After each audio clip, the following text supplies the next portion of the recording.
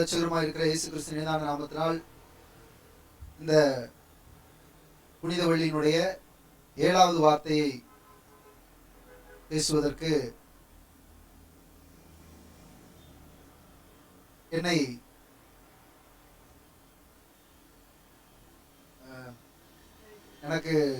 தள்ளி இருக்காங்க. ஏன்னா ஒவ்வொருத்தர் கையில பொறுப்பு கொடுத்தோம், ஒவ்வொருத்தர்கிட்டையும் அந்த பொறுப்புகளை சரியாக செய்ய வேண்டும் என்று சொல்லி, அதனால 7வது வார்த்தையாக ஒருத்தர்கிட்ட கொடுத்து பேச நாம் சொல்லியிருந்தோம். அவர்கள் வர முடியவில்லை. இன்னொரு காரியத்தையும் செய்திருந்தோம், அவங்களும் அதை பொறுப்பெடுக்கல. ஆனால் 7வது வார்த்தையாக மீண்டுமாக நான் பேசுறதுக்கு என்னைய அதுக்காக ஆயத்தப்படுத்துகிற ஆண்டவருக்கு நன்றியும், அதுக்கு தருணமாக இந்த சூழ்நிலை அமைந்திருக்கிறதை குறித்து நான் ஆண்டவருக்கு நன்றி சொல்ல நான் கடமைப்பட்டவனாக இருக்கிறேன். அதனால இந்த புனித வெள்ளி என்பதான காரியத்தை குறித்து நம்ம கொஞ்சம் தெரிந்து கொள்வதற்காக நம்ம பார்க்கலாம். ஏற்கனவே நம்ம புனித வெள்ளி என்பதான காரியத்தை நீங்க நல்லா கவனிக்கணும். அடுத்த மக்கள் எப்படி நம்ம கிட்ட கேள்வி கேட்கிறாங்க அப்படிங்கிறத நீங்க புரிஞ்சுக்கணும். இப்போ மகள் கௌரி சொன்னது போல அவங்ககிட்ட கேள்வி கேட்ட போது அது அவங்களுடைய ஞானத்தினால் சொன்ன பதிலாக நான் பார்க்கவில்லை, பரிசுத்த ஆவியானவர் கொடுத்த பலன் என்பதை நான் புரிந்து கொண்டேன். நம்ம கிட்ட நிறைய பேர் கேள்வி கேட்கக்கூடியதான காரியங்கள் வந்திருக்கிறது. இன்னைக்கு நிறைய பேர் நம்ம கிட்ட கேள்வி கேட்பாங்க. அப்ப நம்ம கேள்வி கேட்கணும்னா நம்ம கண்டிப்பாகவே படித்திருந்தால்தான் நம்ம கிட்ட பதில் சொல்வதற்கு நாம் ஆயத்தமாக முடியும். நம்ம கேள்வி கேட்கறதுக்கு நம்ம கேள்வி கேட்பாங்க, ஆனா பதில் சொல்ல தெரியலன்னு சொன்னா நம்ம படிக்கவில்லை அல்லது நம்ம அதை குறித்து கவனிக்கவில்லை என்று சொல்லிதான் அர்த்தம். நம்ம உட்கார்ந்து இருப்போம், நினைவுகள் எல்லாம் வேற எங்காவது இருக்கும், சிந்தைகள் எல்லாம் வேற எங்காவது இருக்கும், இப்படி எல்லாம் நம்ம இருப்போம். அது நம்முடைய வாழ்க்கைக்கு அது பயனாக அமையாது. அது யாராவது கேள்வி கேட்கிற போது ஒன்னா நம்ம அந்த இடத்துல வெக்கப்படுவோம், இல்லைன்னா அங்க அந்த இடத்த விட்டு நம்ம எஸ்கேப் ஆகிறதுக்கு தப்பித்து வர்றதுக்கு பார்ப்போம். இல்லைங்க எனக்கு அப்படிம்போம், அப்புறம் பேச்சு மாற்றுவோம். இப்படி எல்லாம் நம்ம அந்த இடத்துல நம்ம கேள்விகள் கேட்கிற பொழுது அல்லது அந்த இடத்துல இருந்து நம்ம நிறைய நம்ம உபயதந்திரங்களை நாம் கையாளுவோம். எப்படியெல்லாம் நம்ம அந்த இடத்துல இருந்து பேச்சை மாற்றலாம், நம்ம தப்பிச்சு வரலாம், அல்லது நம்ம அங்க மழுப்பிட்டு வரலாம், இப்படி எல்லாம் நம்ம முயற்சிப்போம். ஆனால் அதை நம்ம தப்பிக்கிறதுக்காக முயற்சிகளாக இருக்கக்கூடாது. நாம் அந்த காரியத்தை கேள்விக்கான பதில்களை நாம் சொல்லக்கூடியவர்களாக இருக்க வேண்டும். இப்போ இந்த இடத்துல நம்ம பார்க்கக்கூடியதான காரியம் புனித வெள்ளி என்பதான பகுதிகளை பார்க்கிற பொழுது இது ஈஸ்டருக்கு அல்லது ரெசரக்ஷன் டேஸினுடைய முன்னால் வரக்கூடியதான ஒரு காரியம். இது கிறிஸ்தவர்களுக்கு முக்கியமான ஒரு நிகழ்வுகளாக இது இருக்கக்கூடியதாக இருக்கிறது. புனித வெள்ளி அல்லது பெரிய வெள்ளி என்று இதற்கு ஒரு பெயர் உண்டு. புனித வெள்ளி அல்லது பெரிய வெள்ளி என்று இதற்கு பெயர் கொடுக்கப்படுகிறது. ஆண்டுடைய திருப்பாடுகளை நினைவு கூறும்படிக்காக கொடுக்கப்பட்டதான ஒரு நாள் தான் இந்த புனித வெள்ளியாக இருக்கிறது. இயேசு கிறிஸ்து துன்பங்களை சிலுவையில சகித்து அவர் மரணித்த நாளை நினைவு கூறக்கூடியதான ஒவ்வொரு ஆண்டுகளும் இதை நினைவு கூறக்கூடியதான பகுதியாக இருக்கிறது.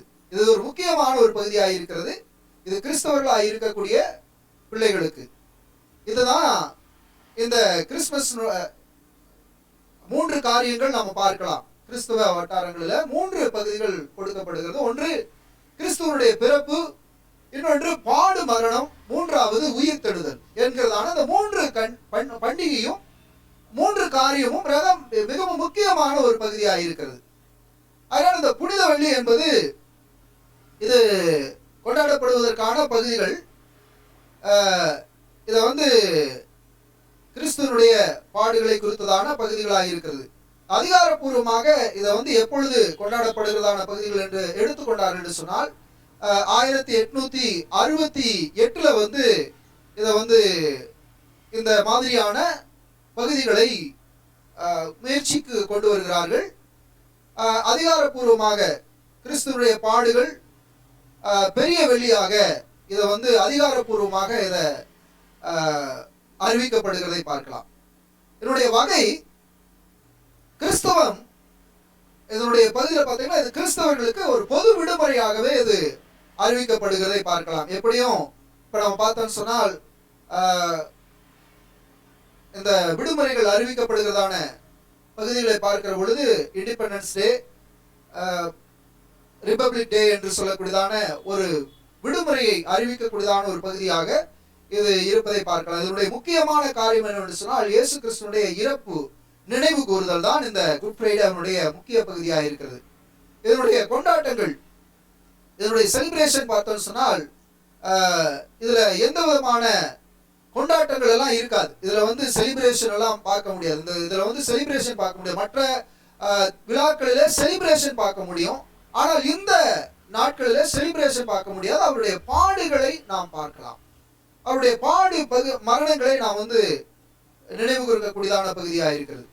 அடுத்ததாக இதை பார்த்தீங்கன்னு சொன்னா இதை அனுசரிக்கக்கூடியதான பகுதிகள், என்று சொல்லி எடுத்துக்கொள்வோம்னா குட் ஃப்ரைடேல இந்த புனித வழியில அனுசரிக்கக்கூடியதான பகுதிகள் பார்த்தோம்னு சொன்னால் நோன்பு இருத்தல் அல்லது உபவாசம் பண்ணுதல், அப்புறம் தான தர்மம் பண்ணுதல், இறை வேண்டுதல், இதெல்லாம் இதற்குள்ளாக அடங்கி இருக்கிறதை நாம் பார்க்கலாம்.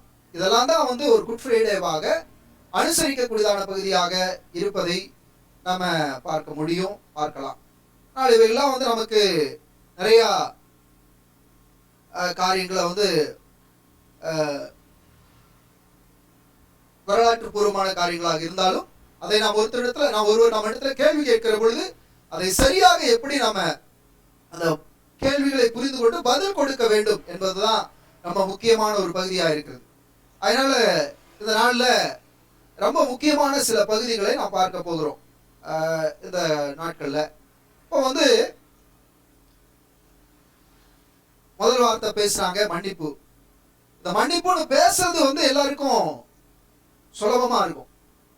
மன்னிச்சிருங்க அவங்களுக்கு அப்படின்னு சொன்னா நம்ம ஈஸியா மன்னிச்சிருங்க மற்றவங்களுக்கு சொல்றதுக்கு ஈஸியா இருக்கும். ஆனா மன்னிங்க அப்படின்னு சொன்னாதான் என்னவா இருக்கும்? மற்றவங்களை மன்னிங்க அப்படின்னு சொன்னாதான் நமக்கு நான்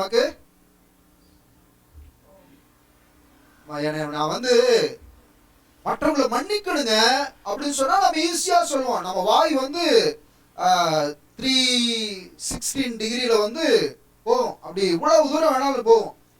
மன்னிக்கணும் அப்படின்னு சொல்லி நம்ம பேசுவோம்.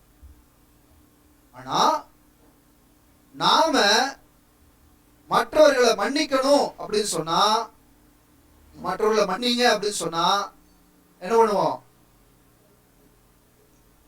முடியாத ஒரு காரியத்தை செய்ய சொன்னா அப்படிங்கிறத இங்க முடியாதது எப்படிங்க செய்ய முடியும்? என்னங்க கடவுள் இப்படி எல்லாம் ஒரு காரியத்தை கொடுத்திருக்கிறாரு, முடியுங்களாங்க? எப்படிங்க முடியும்? அதெல்லாம் முடியாதுங்க. நான் எல்லாம் அங்க மாமியாவை மன்னிக்கவே மாட்டேன். குடும்பத்துக்குள்ளாக இன்னைக்கு இருக்கக்கூடியதான பகுதிகளில் மாமியா மருமகளுக்கு இருக்கக்கூடியதான பிரச்சனை இருக்குது. அந்த பிரச்சனையை பார்த்தோம்னு சொன்னா மாமியா மருமகனுக்கும் பிரச்சனைகள் இருக்குது. இன்னைக்கெல்லாம் மருமகன் மாமியா பிரச்சனைகளை பார்த்தானா அந்த பிரச்சனை ஒரு பெரும் பிரச்சனையா இருக்குது. இன்னைக்கு வரைக்கும் பிரச்சனைகளை பார்த்தானா மருமகள் மாமியா பிரச்சனை பெரும் பிரச்சனையா இருக்குது. மன்னிக்கிறதுக்கான வாய்ப்புகளா இருக்குதான்னு சொன்னால் மன்னிக்கிறதுக்கான வாய்ப்புகளே இல்லை.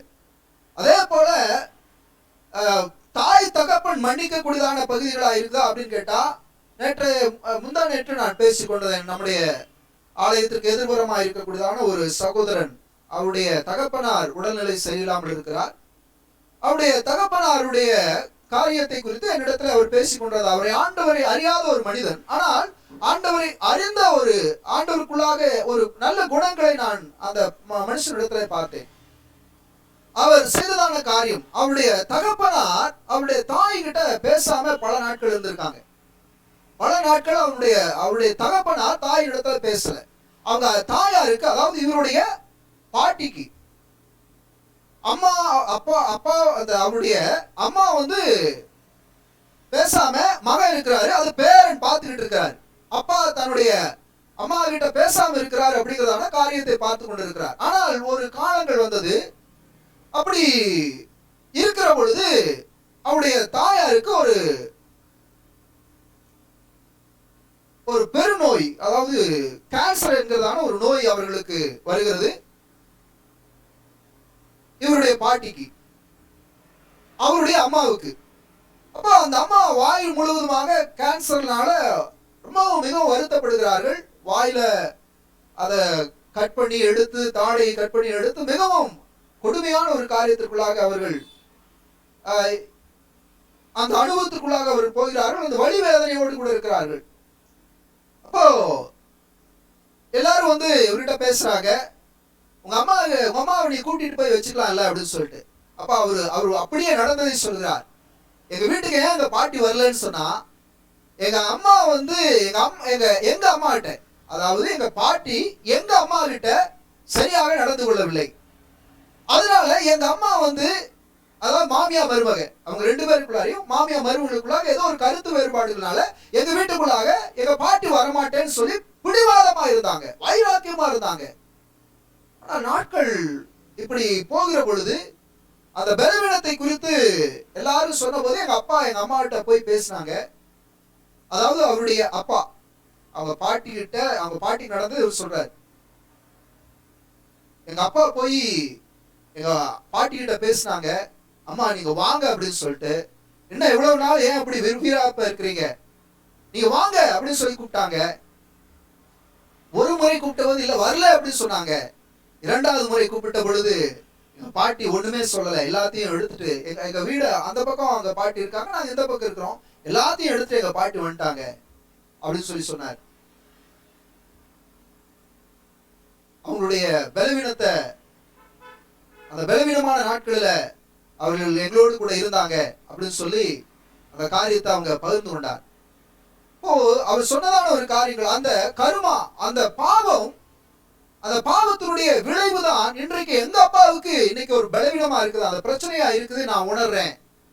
ஒருவேளை எங்க அம்மாவுக்கு செய்ததான அந்த தவிர்க்க முடியாத, மன்னிக்க முடியாத காரியங்கள் இருந்ததுனால்தான் எங்க அப்பாவுக்கு இன்னைக்கு அதே மாதிரியான ஒரு லங்ஸ் கேன்சர்னால எங்க அப்பா இருக்கிறாரு அப்படின்னு சொல்லிட்டு அவர் கண்ணுல தண்ணி வரல. ஆனால் அவருடைய உள்ளம் உடைந்து அவரிடத்துல காணப்பட்ட அந்த பகுதியை நான் பார்க்க முடிந்தது.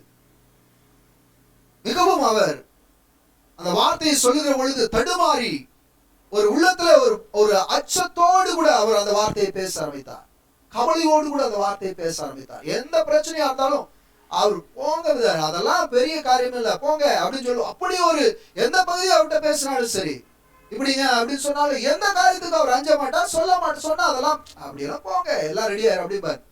ஆனால் அவருடைய தகப்பனாருடைய பலவீனத்தை வந்த பொழுது நான் எந்த காரியத்தை சொன்னாலும் அதுக்கு ஒரு காரியத்துக்கு அவரு இப்படிதான் சொல்லுவாரு, அதெல்லாம் ஒண்ணு இல்லைங்க அப்படின்னு சொல்லிட்டு. ஆனால் அவருடைய தகப்பனாருக்கு ஒரு பலவீனம் வந்த பொழுது ஆடி போயிட்டார் மனுஷன்.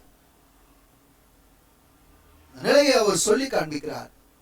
என்னுடைய தகப்பனார் ஒரு வேளை செய்த கர்மா பாவம் இன்றைக்கு என்னுடைய தகப்பனார் இப்படி வருத்தப்படுவதற்காக அந்த வெளிவேதனையோடு கூட இருக்கிறதை நான் பார்க்க முடிகிறது என்று சொல்லி. அன்புக்குரியவர்களே, இதை நான் எதற்கு சொல்ல வருகிறேன் என்றால், நாம் மன்னிக்க கூடியதான, நாம் சொல்லுகிறதான காரியம் மன்னித்து விடுங்கள் என்று சொல்வது ஈஸி, சுலபம். ஆனால் மற்றவர்களை மன்னிக்க வேண்டும் என்பதுதான் இறைவன் நமக்கு கொடுத்த பாடம். இறைவன் இதை கற்றுக் கொடுத்த நமக்கு பாடமாக இருக்கிறது. இதைதான் நமக்கு செய்ய சொல்லுகிறார். இதை நீ செய்து முடி, இதை நீ செய்யக்கூடியவனாக இரு என்பதான காரியத்தை நாம் இங்கு பார்க்க முடிகிறது. 2வதாக அவர் நமக்கு நம்பிக்கையை ஏற்படுத்தக்கூடியவராக இருக்கிறார். நமக்கு மறுமை என்று ஒன்று உண்டு என்பதை நம்பிக்கை ஏற்படுத்தக்கூடியவராக இருக்கிறார். நம்முடைய வாழ்க்கையில ஒரே ஒரு முக்கியமான காரியம், நிச்சயமான காரியம், மரணத்துக்கு பின்னால் ஒரு வாழ்க்கை ஒன்று உண்டு என்பது ஒன்று உண்டு, அது உண்மை என்பதை கிறிஸ்துவம் நமக்கு கற்றுக் கொடுக்கிறது. அதனால அவருடைய உயிர்த்தெழுதலை நாம் பார்க்கிறோம். இயேசுவுடைய உயிர்த்தெழுதல் பாடு மரணத்தோடு கூட கிறிஸ்துவம் முற்று பெற்று விடவில்லை. கிறிஸ்துவனுடைய அந்த பாடு மரணங்களோடு கூட அவருடைய நாட்கள் அதோடு கூட முடிந்து போகவில்லை. நித்திய ஜீவன் என்கிறதான, அங்கே உயிர்த்தெழுதல் என்கிறதான, ரிசரக்ஷன் என்கிறதான ஒரு காரியத்தை அங்கே அவர் ஜெயித்தவராய் காணப்படுகிறார். 2வதாக அதனால்தான் இன்றே என்னோடு கூட பரதீசில் இருப்பாய் என்று அங்கே சொல்லப்படுகிறதை பார்க்கலாம். 3வதாக அதோ உன் தாய், அதோ உன் மகன் என்பதான காரியம். நம்முடைய வாழ்க்கையில, குடும்பங்களிலே நாம் செயல்பட வேண்டியதான பகுதிகள், நம்முடைய உறவுகள் சரிபட வேண்டும். உறவுகள் மேம்பட வேண்டும் என்பதை இறைவன் விரும்புகிறவராக இருக்கிறார். இதையும் நாம் செய்ய வேண்டும், இவைகளிலும் நாம் செயல்பட வேண்டும் என்பதை ஆண்டவர் நமக்கு கற்றுக் கொடுக்கிறவராக இருக்கிறார். உறவுகள் மேம்பட வேண்டும், உறவுகள்ல நாம் மேம்பட்டவர்களாக இருக்க வேண்டும். அதை நாம் அப்படியே ஏற்றுக்கொள்ள வேண்டும். எங்கெல்லாம் நம்ம மன்னிப்பு வருகிறதோ அங்கெல்லாம் நமக்கு அங்கே மீட்பு வருகிறது. எங்கே மீட்பு வருகிறதோ அங்கே உறவுகளும் அதிகமாகுது. நல்லா கவனிச்சு பாருங்க. ஒருத்தர் மன்னிப்பீங்கன்னு சொன்னா அந்த இடத்துல அங்கே ஒரு ரட்சிப்பு, ஒரு மீட்பு அங்கே தொடங்குகிறது. அந்த மீட்புக்கு பின்னால என்ன இருக்கிற ஒரு உறவுகள் தொடங்குகிறதை நாம் பார்க்கலாம். நான்காவதாக அங்கே நாம் பார்க்கக்கூடியதான காரியம் தவிப்பு. இங்கே இயேசு ஏழி ஏழி லாமா சபக்தனி என்று ஆண்டவர் சொல்வதற்கான காரணங்கள் என்ன என்றால், மனித முயற்சிகள், மனித உறவுகள் அற்று போனதினால் அவருடைய தவிப்பு அங்கே காணப்படுகிறது. மனிதர்கள் தங்களுடைய உறவுகளை சிதறமடைய செய்து விட்டார்கள். மனிதர்கள் தங்களுடைய உறவுகளை கொஞ்சம் கொஞ்சமாக அதை அரித்து போய்விட்டது. இன்னைக்கு அந்த அரித்து போனதான பகுதிகளை பார்க்கலாம், உளுத்து போன ஒரு நிலைமைகளை பார்க்கலாம். இன்னைக்கு குடும்பத்துக்குள்ளாக நல்ல உறவுக்கு கிடையாது. பார்க்கிறதுக்கு வெளியே ஷோ, வெளியே இருக்கிறதுக்கு நல்ல பளபளப்பா இருப்பதை போல, பார்க்கிறதுக்கு நல்ல பளபளப்பை போல காணப்படுகிறது. ஆனா உள்ள அங்கே அப்படி இல்லை. பார்க்கிறதுக்கு நல்ல பகுதியா இருக்கிறது. வேடிக்கையான ஒரு காரியத்தை நான் பார்த்தேன். ரெண்டு பேரும் மருமக மாமியார் ரெண்டு பேரும் பார்க்கறாங்க. மருமக பார்த்து சொல்றா மாமியாவுக்கு, அம்மா மாமியா உங்களுக்கு நான் ஒரு சேலை எடுத்து கொடுத்துருக்கிறேன். ஸோ பியூட்டிஃபுல்லான ஒரு சேலை, ரெட் கலர் அருமையான ஒரு சேலை. இந்த சேலை நீங்க கட்டிங்கன்னா உங்களுக்கு ரொம்ப அழகா இருக்கும், ரொம்ப அழகா இருக்கும், நீங்க அதை கட்டிங்கன்னு சொல்லிட்டு அவ கட்டுறதுக்கு, எப்படிமா இவ்வளவு காஸ்ட்லியான ஒரு சேலை எடுத்து கொடுத்த? அவளுடைய மைண்ட் வாய்ஸ் சொல்லுது, இந்த சேலையை கட்டி நீ போனேன்னா, நீ இந்த சேலையை கட்டிட்டு போற பொழுது மாடு முட்டி நீ சீக்கிரம் சாகணும் அப்படிங்கிறதுக்காக அந்த சேலையை எடுத்து கொடுத்த மைண்ட் வாய்ஸ்ல சொல்றா. என்ன உறவுகள், வெளியே நல்ல சேலையை எடுத்து கொடுக்கிறது, காஸ்ட்லியான சேலையை கொடுக்கிறது. மருமகளை பார்த்து மாமியா சொல்றா, அம்மா வாமா நாம போய் கை கால் கழுவிட்டு வரலாம், அந்த ஆத்து பக்கத்துல போலாம், குளத்து பக்கத்துல போய் கழுவிட்டு வரலான்ட்டு சொல்றா. மருமகளை பார்த்து மாமியா சொல்றா. உடனே மாமியா, சரித்த உங்க கூட வந்து நான் கால் கழுவுறதுக்கு என்ன, சந்தோஷமா குளிச்சுட்டே வருவேன், வாடி வா. மைண்ட் வாய்ஸ் மாமியா வாய்ஸ் சொல்லுது, வாடி வா, உன்னை குளத்துக்குள்ள தள்ளி விடுறதுக்காக உன்னை கூட்டிட்டே போவேன் அப்படின்னு சொல்லு. ரெண்டு பேருடைய வெளியே எப்படி இருக்குது, அப்பா ரொம்ப பாசக்கார பயவுலகமா இருக்குது. ஆனா உள்ள உள்ள உள்ள வேஷம், உள்ள நாடகம், உள்ள ஏதோ எதற்காக, ஏதோ ஒரு காரியத்திற்காக அடி போடுது, ஏதோ ஒரு காரியத்திற்காக மனசுக்குள்ள இருக்குது. இதுதான் மனிதனுடைய மனநிலை. ஆகையினால்தான் ஆண்டவர் சொன்னார், அதோ உன் தாய், அதோ உன் மகன். வேற அந்த இடத்துல எந்த ஆர்கியூமெண்ட்ஸே கிடையாது, வேற எந்த காரியத்தையும் அங்க சொல்லல. இசை இதோ உன் தாய். அடுத்ததாக ஏலி ஏலிலாமா சபக்தனி, ஏன் என்னை கைவிட்டீர். அந்த உறவுகளுடைய பிரிவுகள் ஏற்பட்ட பகுதிகளை நாம் பார்த்தோம். உறவுகளுக்குள்ள ஏற்பட்டு இருக்கக்கூடியதான அந்த உதிர்ந்து போனதான பகுதிகள், இந்த உதிர்ந்து போனதான உளுத்து போனதான உறவுகளுடைய பகுதிகளை நான்காவதாக பார்த்தோம். ஐந்தாவதாக இதை நினைத்து ஆண்டவருக்குள்ளாக வந்ததான தாகம். இப்படி மனித உறவுகள் சிதைந்து போய்விட்டதே, மனித உறவுகள் இப்படி அழிந்து போய்விட்டதே என்கிறதான தாகம் அவருக்குள்ளாய் காணப்பட்டது. அவருக்குள்ளாக அந்த தாகம் இருந்தது. பா ஐயா என்று சொல்லி தாகம் இருந்தது. வாடின பயிரை கண்டு என்றதான வள்ளலாருடைய வாடின பயிரை கண்டபோது என்னுடைய உள்ளம் அந்த வாடின பயிரை பார்க்கிற பொழுது இருக்கக்கூடியதான அந்த நிலை ஆண்டவருடைய உள்ளமாய் காணப்பட்டது.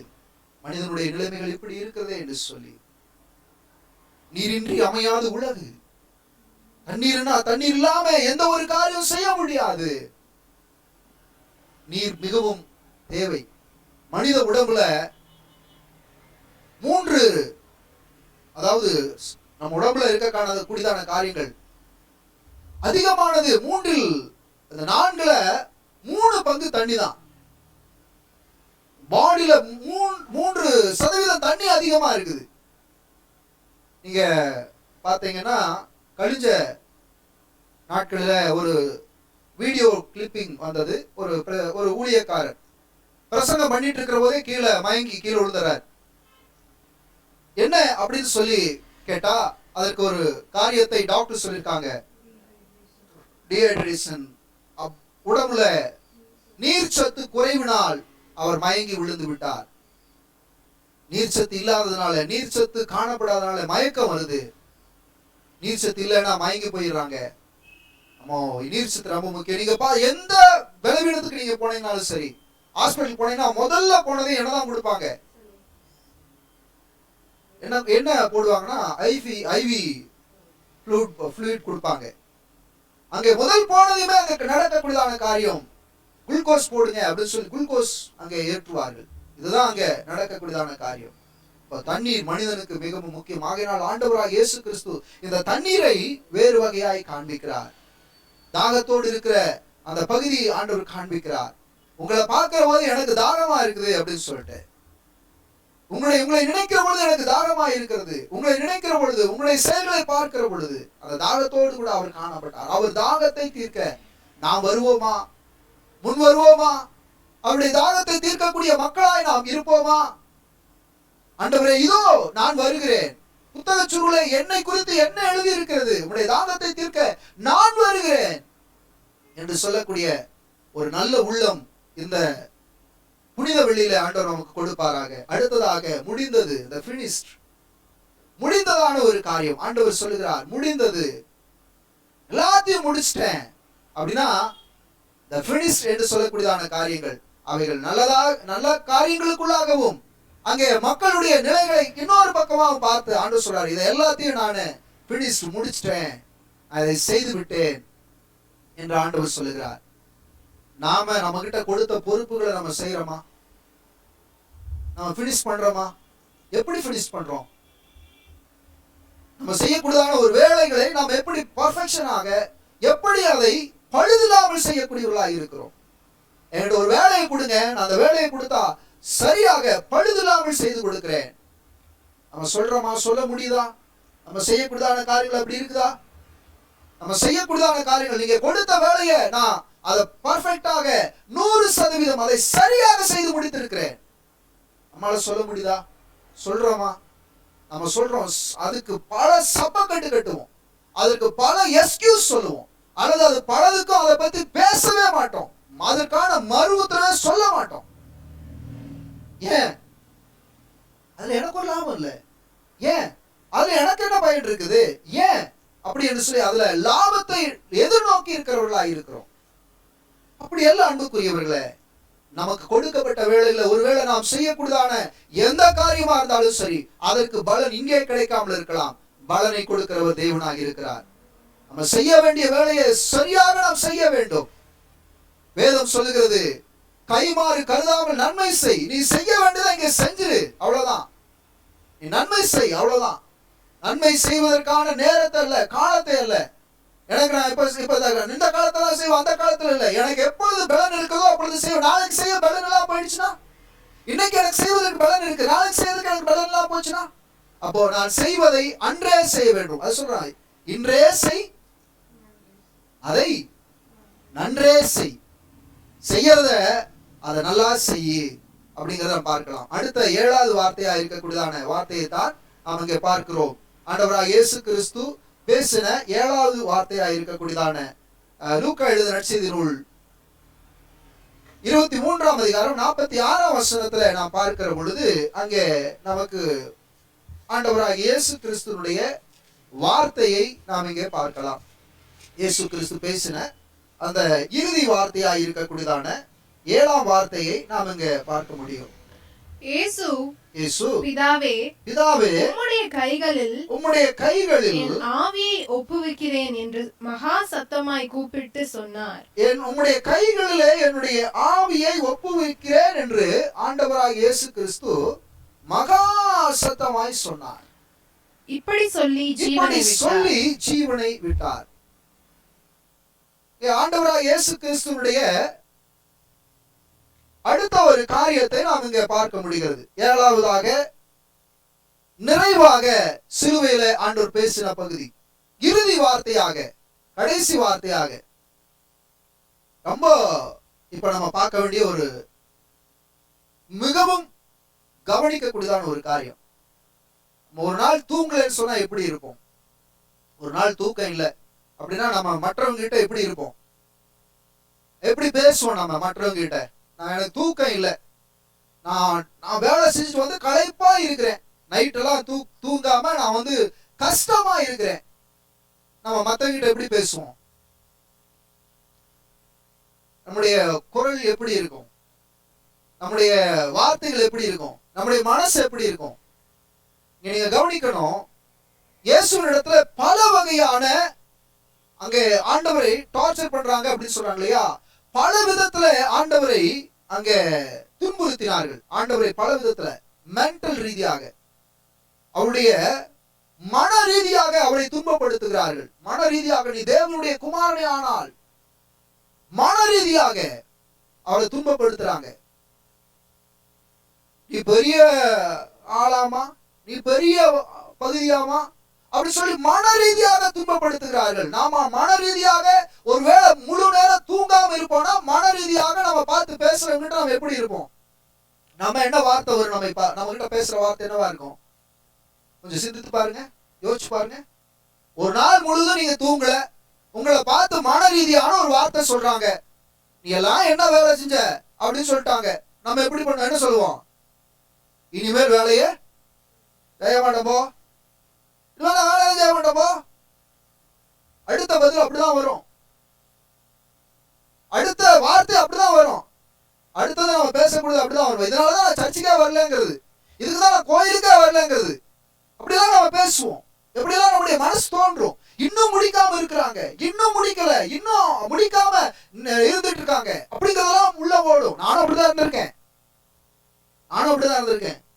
என்னெல்லாம் ஓடும், எப்பெல்லாம் முடிக்கும் அப்படின்னு சொல்லிட்டு, எப்பெல்லாம் முடிக்க போறாங்க, எப்பதான் முடிக்க போறாங்களோ தெரியல அப்படிங்கறத வந்து முகமே காண்பிச்சு கொடுத்துரும்.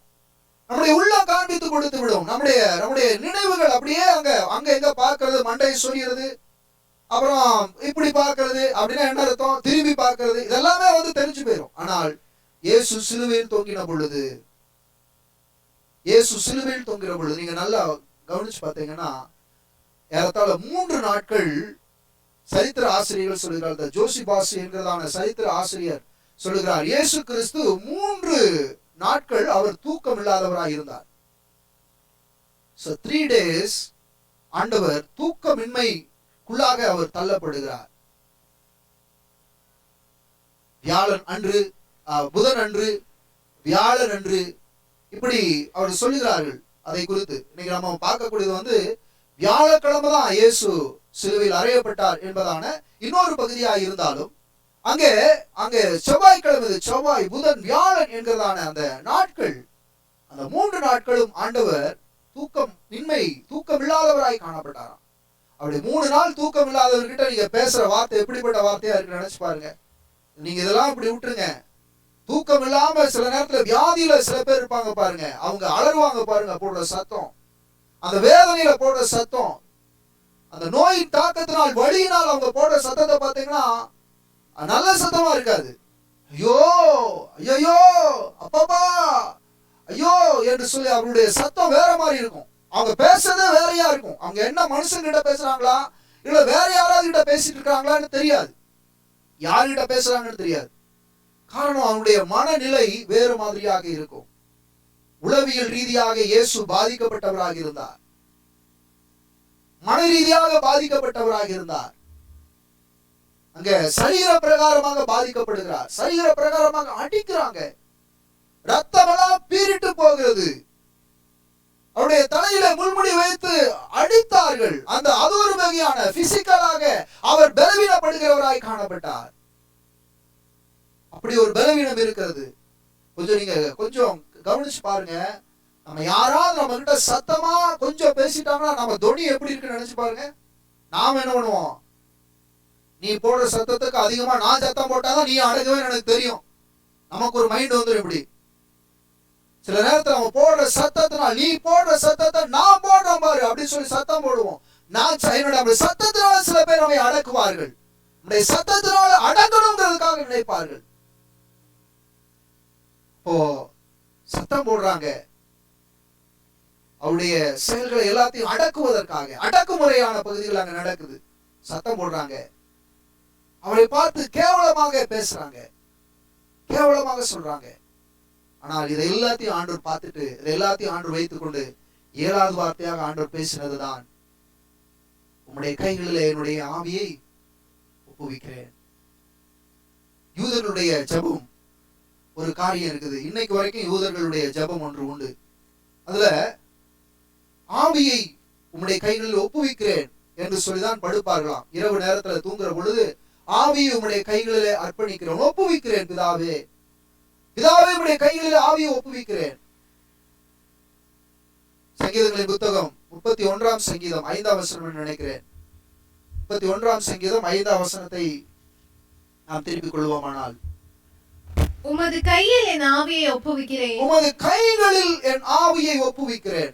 நீங்க வேதத்தை நீங்கள் பார்ப்பீர்கள், ஆண்டவராகிய இயேசு கிறிஸ்து பேசின எல்லா வார்த்தையும் இறை வார்த்தையாகத்தான் இருந்தது. இறை வார்த்தைகள் நிறைவேறத்தக்கதாக, வேத வாக்கியங்கள் நிறைவேறத்தக்கதாக என்றுதான் ஆண்டவர் பேசி இருப்பார். எல்லாம் முடிந்தது என்று சொல்லுகிற பொழுது கூட வேத வாக்கியம் நிறைவேறத்தக்கதாக எல்லாம் முடிந்தது, வேத வாக்கியங்கள் நிறைவேறுகிறது என்பதை ஆண்டவர் அறிந்திருந்தார். வேத வாக்கியங்கள் ஒவ்வொன்றும் நிறைவேறக்கூடியதாக அதற்காகவே தன்னை அர்ப்பணித்தார். நாம கிட்ட ஆண்டவர் கொடுத்திருக்கிற இந்த பரிசுத்த வேதாகமத்தில் சொல்லப்பட்ட வார்த்தைகளை நாம் எத்தனை வார்த்தைகளை நாம் நிறைவேற்றி இருக்கிறேன், கொஞ்சம் நம்ம டிக் பண்ணி பார்ப்போம். இந்த வார்த்தைகளை தான் நான் எனக்குள்ளாக நான் நிறைவேற்றி இருக்கிறேன், இந்த வார்த்தைகளை நான் நிறைவேற்றி இருக்கிறேன் என்று சொல்லி எத்தனை வார்த்தைகள் நாம் நிறைவேற்றி இருக்கிறோம். அப்படி நிறைவேற்றுவோமானால் ஆண்டவருடைய கைகளில் ஒப்புவிப்பதற்கு, ஆண்டவருடைய கைகளில் நான் இதெல்லாத்தையும் முடிச்சிட்டேன் நாங்க அப்படி சொல்லி ஒப்புவிக்க முடியும். அப்படின்னா நம்ம கொடுப்பது, சப்மிட் பண்ணுவது, நாம் ஆண்டவருடைய கைகளிலே கொடுப்பது, கமிட் பண்ணுவது, அங்கே கொடுக்கக்கூடியதான காரியங்கள் ஆண்டவர் கொடுக்கிறார். நாம எத்தனை பகுதிகளில் நம்ம இங்க பார்க்க வேண்டியதான எத்தனை காரியங்களை நம்ம கொடுத்து இருக்கிறோம், நம்ம எத்தனை காரியங்களை நம்ம ஒப்பு கொடுத்தவர்களா இருக்கிறோம். நீங்க நல்லா நம்ம சிந்திக்க வேண்டியதான ஒரு காரியம். நம்ம எல்லா காரியத்திலையும் ஒரே ஒரு காரியத்தை மட்டும் திரும்ப திரும்ப யோசிக்கணும். நாம் பிதாவுடைய கைகளிலே ஒப்புவிக்கிறவர்களா இருக்க வேண்டும். நாம் கொடுக்கணும், பிதாவே என்று சொல்லி அவருடைய கைகளிலே நாம் ஒப்புவிக்க கூடியதான ஒரு மனப்பக்குவம் நமக்குள்ளாக வர வேண்டும். அப்படின்னா என்ன அர்த்தம்? That is mean. அதனுடைய பொருள் என்ன? ஒப்புவித்ததனுடைய பொருள் என்ன அப்படின்னு சொன்னா, ஆண்டவரே இது எல்லாமே என்னுடையது அல்ல, சார் ஃபார் மீ, இது என்னுடையது அல்ல. நான் நினைச்சுக்கிட்டு இருக்கிறேன் இதெல்லாமே என்னுடையது, இதெல்லாம் என்னுடையது, இதெல்லாம் எனக்குரியது, இதெல்லாம் என்னுடையதாக இருக்குது என்று சொல்லி எதுவுமே என்னுடையது இல்ல, எல்லாம் உம்முடையது, எல்லாம் உம்முடையது. ஆண்டவரே உம்முடைய கைகளிலே நான் கொடுக்கிறேன், உம்மிடத்தில் நான் பெற்றுக்கொண்டேன், உம்முடைய கைகளிலே நான் கொடுக்கிறேன். எதுவும் என்னுடையது அல்ல, எல்லாம் உம்முடையது, எல்லாம் உம்முடையதாக இருக்கிறது. ஆகையால் என்னுடையதை நான் உம்முடைய கை, என்னுடையது என்று சொல்வதை காட்டிலும் எல்லாம் உம்முடையது, எல்லாம் உம்மிடத்திலே நான் தருகிறேன். நாம நினைச்சிட்டு இருக்கக்கூடியதான காரியங்கள் எதையெல்லாம் நாம என்னுடையது என்று நாம் நினைச்சிட்டு நம்ம வாழ்ந்துட்டு இருக்கிறோமோ அதெல்லாம் நம்முடையது இல்லை என்பதை நாம் புரிந்து கொள்ள வேண்டும். எதுவுமே நம்முடையது அல்ல, அது எல்லாம் அவருடையது. அப்ப அவர் கொடுத்ததை எப்படி கொடுக்கணும்? பெஸ்டா கொடுக்கணும், ஒஸ்டா கொடுத்துட கூடாது. அதனாலதான் தாளந்து வாங்கினவர்கள் வருகிறார்கள், 2 பேர் வருகிறார்கள், 2 தாளந்து வாங்கினவன் வருகிறான், 5 தாளந்து வாங்கினவன் வருகிறான், 1 தாளந்து வாங்கினவன் வருகிறான். காலம் முழுவதும் அந்த 1 தாளந்து வாங்கினவன் அதை ஒண்ணுமே பயன்படுத்தல, அப்படியே வச்சுக்கிட்டு இருக்கான். ஒரு காரியங்கள் செய்யவில்லை, ஒரு பகுதிகளை அவன் மாற்று ஏற்பாடாக அதை செய்யவில்லை. ஒரு காரியத்தை அதை வளர்த்துவதற்கோ அதற்குரிய காரியங்களோ செய்வதற்கோ வரல. இன்னைக்கு வந்த ஒரு சகோதரன் இமானுவேல் சொல்லிட்டு போனபோது, அவங்கிட்ட கீபோர்டு வாங்குறதுக்கு 23 ஆண்டு காலங்கள் காத்து கொண்டிருந்தேன். எதுக்காக? நான் கடவுளுடைய காரியத்திற்காக ஏதாவது ஒண்ணு செய்யணும் என்கிறதுக்காக. ஆனா வாங்குறதுக்கு கீபோர்டு வாங்க போனா ரேட்டை கேட்டதையும் கையில இருந்து 30 ரூபாய்க்கு ஒரு ஃப்ளூட்டை நான் வாங்கிட்டு போயினேன். 8 இன்ஸ்ட்ருமெண்ட்ஸ் இன்னைக்கு தரவா நான் படிச்சிருக்கிறேன், தரவாக நான் படித்திருக்கிறேன். கொடுக்கப்பட்ட தாளந்துகளை நான் சரியாக பயன்படுத்தி இருக்கிறேன். நம்ம கிட்ட வீட்டுல பாத்தீங்கன்னா ஏகப்பட்ட இன்ஸ்ட்ருமெண்ட்ஸ் இருக்குது. நம்ம எல்லாரும் நம்ம வச்சிருக்க கூடாத இன்ஸ்ட்ருமெண்ட்ஸ் எல்லாம் பக்கா வச்சிருக்கிறோம், பத்திரமா வச்சிருக்கிறோம். தூசி தட்டிட்டு துடைக்கிறது கூட இல்ல. சில நேரத்துல சில வீடுகள் நான் பார்த்திருக்கிறேன், ரொம்ப வேதனையா இருக்குது.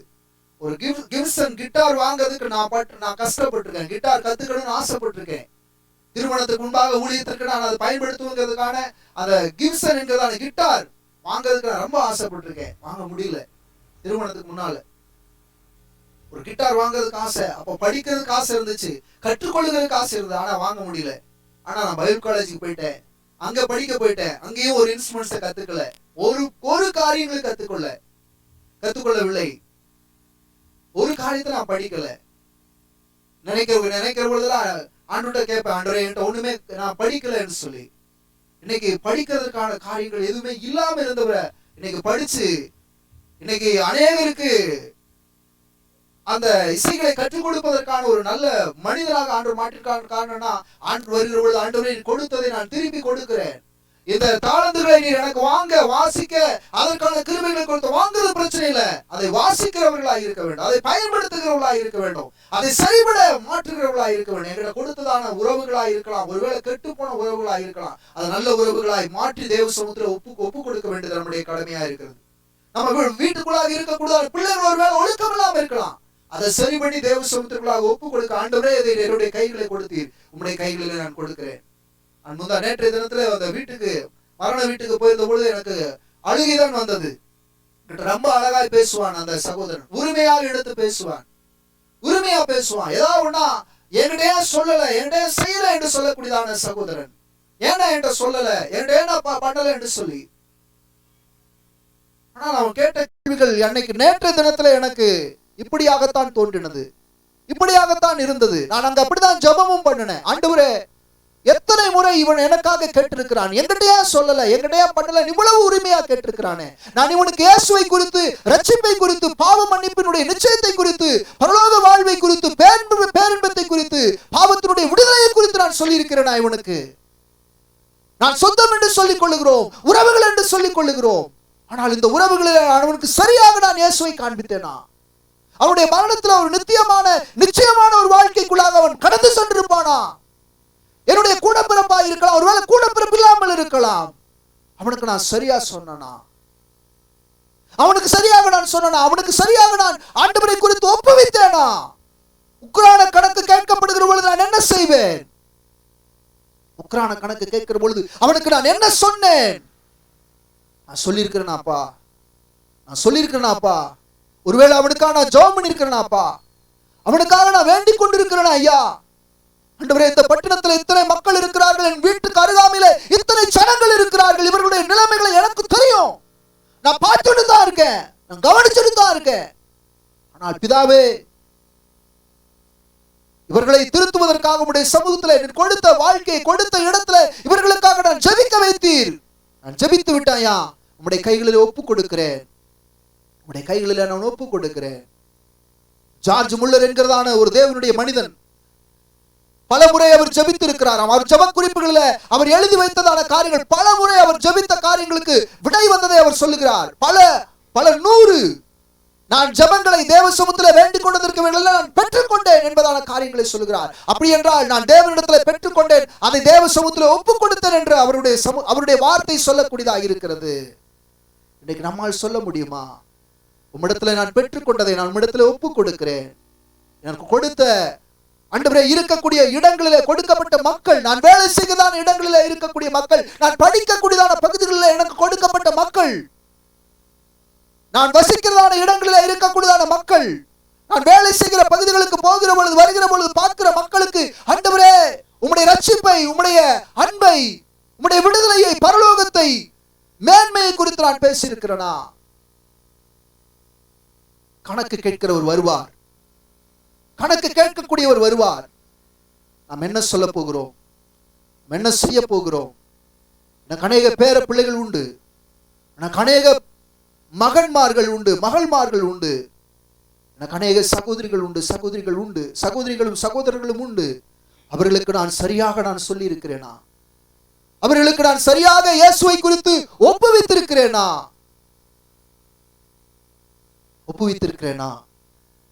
என்னிடத்துல ஆண்டவர் கொடுத்ததான காரியங்களை அவரிடத்துல கொடுக்கவும், எனக்கு கொடுக்கப்பட்ட திறமைகளை நான் தேவ சமூகத்திற்குள்ளாக சரியாக ஓடினேன், அதை செய்தேன். ஆண்டவரே, கொடுக்கப்பட்ட வயது, கொடுக்கப்பட்ட நாட்கள் நான் சரியாக நான் செய்து விட்டேன் நம்முடைய கைகளில் ஒப்புக் கொடுப்பதற்கு. 92 நாட்கள் இந்த வருடத்துல 2021 91 நாள் அல்லது 92 நாட்கள் கடந்து விட்டோம். வருடத்துல 365 நாட்கள் 90 நாள் நம்ம வேஸ்ட் பண்ணிட்டோம். 92 நாட்களுக்கு மேலாக நாம் செயல்பட்டு விட்டோம், செயல்பட்டு இருக்கிறோம். ஆனால் நம்ம என்ன காரியங்களை ஒப்புவித்து இருக்கிறோம்? என்ன காரியங்களை ஒப்புவிக்கிறவர்களாக இருக்கிறோம்? பாதி ஓடிருச்சு, இன்னும் பாதி இருக்குது. நாம் எப்படி இந்த நாட்களை சரியாக ஒப்புவிக்கிறவர்களாக இருப்போம், ஒப்புவிக்கப்படுகிறவர்களாய் காணப்படுவோம். தேவ சமூகத்தில் நாம் நிற்கலாம், ஆண்டவரை நோக்கி பார்க்கலாம். நமக்கு நேரம் இல்லை, அதிகமான காரியங்களை நான் பேச வேண்டும் என்று சொல்லி நான் விரும்பவும் இல்லை. அநேக பிரசங்கங்களை கேட்டுட்டு தான் இருக்கிறீங்க, அநேக பிரசங்கங்களுடைய உங்களுடைய செவிகளிலே போய்கொண்டுதான் இருக்கிறது. ஆனால் எத்தனை பிரசங்கங்கள் அவைகளால் பயன்பட்டு இருக்கிறது, எத்தனை பிரசங்கங்கள் உங்களுக்கு அது பயனை கொண்டு வந்திருக்கு, நீங்கள் தேவனுக்காக பயன்பட வேண்டும் என்று சொல்லி அது உத்வேகத்திற்குள்ளாக கொண்டு வந்திருக்கிறது. இன்னைக்கு சிந்திப்போம், சிந்திப்போம், ஒப்புவிப்போம், ஆண்டவர் சமூகத்திலே ஒப்பு கொடுப்போம், தெய்வ சன்னிதானத்திலே ஒப்பு கொடுக்கிறவர்களாய் காணப்படுவோம். ஆண்டவரே, என்னை மீண்டும் ஒரு விசை பயன்படுத்தும், என்னை மீண்டும் ஒரு விசை வணைந்தருளும். இயேசு கிறிஸ்து தன்னுடைய ஆவியை பிதாவினுடைய கைகளிலே ஒப்பு கொடுக்கிற பொழுது, Father, into your hands I commit my spirit. என்னுடைய ஆவியை நம்முடைய கைகளிலே ஒப்புவிக்கிறேன், என்னுடைய ஆவியை நம்முடைய கைகளிலே ஒப்புவிக்கிறேன். முதல்ல ஆண்டவர் ஜெபித்தார், மன்னியும் என்கிறதான காரியத்தை அதை முன்மாதிரியாக கற்றுக் கொடுத்தார். இங்கே எப்படி நம்முடைய வேலைகளை முடித்து அவருடைய கைகளை ஒப்புவிக்க வேண்டும் என்பதை இங்கே நம்ம கற்றுக் கொடுக்கிறார். ஒருவேளை நம்ம செய்ய தெரியலன்னா பரவாயில்ல, நம்ம ஒன்னே ஒரு காரியத்தை செய்வோம். ஐ சரண்டர், ஆண்டவரே நான் கமிட் பண்றேன் ஐயா, நம்முடைய கரங்களிலே நான் ஒப்புவிக்கிறேன். ஆண்டவரே, எனக்கு நான் பேச தெரியாது, எனக்கு நான் சரியாக ஆண்டவரே எனக்கு செயல்பட தெரியாது, நான் கமிட் பண்றேன்ப்பா, நம்முடைய சமூகத்துல கொடுக்கிறேன்ப்பா, எனக்கு ஒண்ணுமே தெரியல ஆண்டவரே, எனக்கு உண்மையா படிக்க தெரியல, எனக்கு வேதம் வாசிக்க தெரியல, எனக்கு சரியா உம்மை குறித்து ஆண்டவரே நான் என்ன காரியங்களை செய்ய வேண்டும் எனக்கு தெரியலதான், நான் கமிட் பண்றேன், நம்முடைய கைகளில் நான் அர்ப்பணிக்கிறேன், ஒப்பு கொடுக்கிறேன் என்று நாம் கர்த்தருடைய சமூகத்தில் கொடுப்போம், சொல்லுவோம். தேவ சமூகத்திற்குள்ளாக நாம் ஆண்டவரை பார்த்து நாம் நிற்கலாம், ஆண்டவரை பார்த்து நாம் ஒப்பு கொடுக்கலாம். கர்த்தர் நம்மை தொடர்ந்து வழி நடத்துவாராக. நாம் ஜெபிப்போம். நல்ல பிதாவே, அன்பான இயேசுவே, அருமையாய் கர்த்தர் கொடுத்திருக்கக்கூடியதான நல்ல தருணத்திற்காய் நன்றி. இந்த காலை முழுவதும், காலையிலிருந்து இந்த பிற்பகல் நேரம் 3 மணி நேரம் இயேசு ஆவியை பிதாவினுடைய கைகளிலே ஒப்புவித்து எல்லாம் முடிந்தது, எல்லாம் முடிந்தது என்று சொல்லி உம்முடைய கைகளிலே ஆவியை ஒப்புவிக்கிறேன் என்று சொல்லி 7வது வார்த்தையாக உம்முடைய கைகளிலே ஆவியை ஒப்புவிக்கிறேன் பிதாவே, உம்முடைய கைகளிலே என்னுடைய ஆவியை ஒப்புவிக்கிறேன். ஆண்டவரே, இந்த ஆவி நீர் எனக்கு கொடுத்ததாக இருக்கிறது. அதனால் இந்த ஆவியில இந்த லைஃப, இந்த ஆண்டவரே வாழ்க்கைய உமக்காக நான் வாழ்வதற்கு எனக்கு கிருபை செய்யும் சாமி. ஆண்டவரே, வாழ்வதற்கு கிருபை செய்யுங்க அப்பா. ஏன் இந்த வெள்ளிக்கிழமையில இப்படிப்பட்ட ஒரு தியானத்தை நீர் ஏற்படுத்தினீர் ஆண்டவரே? மனித சமுதாயம், மனித மனநிலை ஆண்டவரே, தனி மனித ஒழுக்கம் தேவை என்பதற்காக ஆண்டவர் நீர் ஏற்படுத்தின இந்த நாளுக்காக ஸ்தோத்திரம். தனி மனித ஒழுக்கம் தேவை என்பதை ஆண்டவர் நீர் எனக்கு கற்றுக் கொடுத்ததற்காக ஸ்தோத்திரம். ஆண்டவரே, சமுதாய பாதுகாப்புக்காக ஆண்டவரே நீர் ஏற்படுத்தப்பட்டதான அந்த காரியங்களுக்காக ஸ்தோத்திரம். ஆண்டவரே, குடும்ப ஐக்கியங்கள் சரிபட வேண்டும் என்பதற்காக நீ செயல்படுத்தின விதங்களுக்காக ஸ்தோத்திரம். ஆண்டவரே, உலகத்தில் உள்ள அனைவரும் ஒன்றுபட வேண்டும் என்பதனுடைய ஏக்கத்தை நாங்கள் புரிந்து கொள்ள செய்வதற்காக ஸ்தோத்திரம். ஆண்டவரே, இவைகள் எல்லாவற்றிலும் இறை அன்பு வெளிப்பட வேண்டும் என்பதே உம்முடைய நோக்கமாக இருக்கிறபடினால் இறை அன்பினால் நாங்கள் வளர, இறை பக்தியிலே நாங்கள் வளர, இறை ஆசீர்வாதத்துக்குரிய மக்களாய் வாழ எங்களுக்கு கிருபை செய்தருளும், பொறுப்படுத்திக் கொள்ளும், ஆசீர்வதித்தருளுங்க. தேவ கரங்களிலே எங்களை அர்ப்பணிக்கிறோம். பெரிய காரியங்களை செய்தருளும், ஆசீர்வதித்தருளுங்க. இயேசு கிறிஸ்து வெளியேறப்பட்ட நல்ல நாமத்தினால் வேண்டிக் கொள்கிறோம், பரிசுத்தமுள்ள பரலோகத்தின் நல்ல பிதாவே. ஆமென், ஆமென். நம்முடைய கர்த்தராகிய இயேசு ஸ்ரீ கிருபையும் பிதாவாகிய தேவனுடைய அன்பு பரிசுத்தானுடைய அன்யுனிக்கும் சமாதானமும் ஸ்நேகமும் காவலும் கர்த்தர் வருமளவும் மனைரோடு கூட சதா காலங்களில் தங்கியிருப்பதாக. ஆமென், ஆமென்.